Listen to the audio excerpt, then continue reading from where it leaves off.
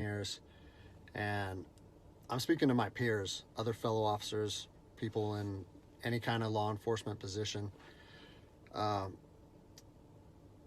I've seen officers nationwide enforcing tyrannical orders against the people, and I'm hoping it's the minority of officers, but I'm not sure anymore, because every time I turn on the television, every time I look to the internet, I'm seeing people arrested or cited for going to church, for traveling on the roadways, for going surfing, opening their businesses, going to the park with their families, or doing nails out of their own house, using their own house as a place of business, and having undercover agents go there and arrest them and charge them with what? With a crime? I don't know what crime people are committing by doing nails in their own house, but we're seeing this more and more and more, and we need to start looking at ourselves as officers and thinking, is what I'm doing right? Now, I want to remind you that regardless of where you stand on the coronavirus, we don't have the authority to do those things to people just because a mayor or a governor tells you otherwise. I don't care if it's your sergeant or your chief of police. We don't get to violate people's constitutional rights because somebody in our chain of command tells us otherwise. It's not how this country works. Those are de facto arrests. You know, we're violating people's rights and taking money from them, or even worse, arresting them and depriving them of their freedom when they are exercising their constitutional rights. So let's talk about that. Let's read something right here off of the Declaration of Independence. All men are created equal. Among these, we have the right to life, liberty, and the pursuit of happiness. That to secure these rights, governments are instituted among men, deriving their power from the consent of the governed, meaning our power and any government official's power is derived from the people. Okay? We don't hold power over our citizens. It's contradictory to everything that our country stands for. And this is what I'm seeing. First Amendment rights, telling people they can't go to church, freedom of religion. Okay? Telling people they can't protest, freedom of assembly.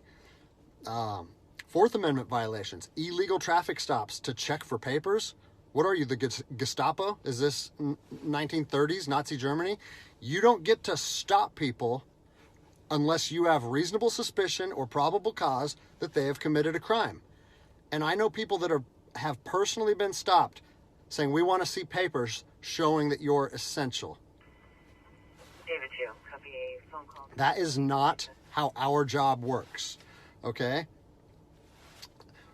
What really has been pissing me off lately is the fact that these officers that are going out here and enforcing these tyrannical orders, what they're doing is they're making my job and my safety, or they're putting my job and my safety at risk. Because what you're doing is you're widening the gap between public trust and law enforcement officers. And what that's going to do is it's going to, I mean, look at what's happened to law enforcement in the last 10 years. Less and less public trust, and more often than not, that is a result of isolated incidents that get blown out of proportion. Well, they're not isolated anymore. They're happening every single day. And the thing that I want you guys to realize is that our power that we hold as law enforcement officers is nothing more than a facade. It's a badge and a gun. And people, you don't realize, if you haven't lived in anarchy, if you haven't seen combat, things can be stripped from people in a heartbeat. And that's what I'm afraid of. I'm afraid that these actions are going to wake a sleeping giant, i.e. the American people, okay? They are going to be put in a position where they won't have their rights trampled anymore. And us as law enforcement officers, we'll we'll have our ability to enforce the law stripped from us in about 10 minutes. Okay?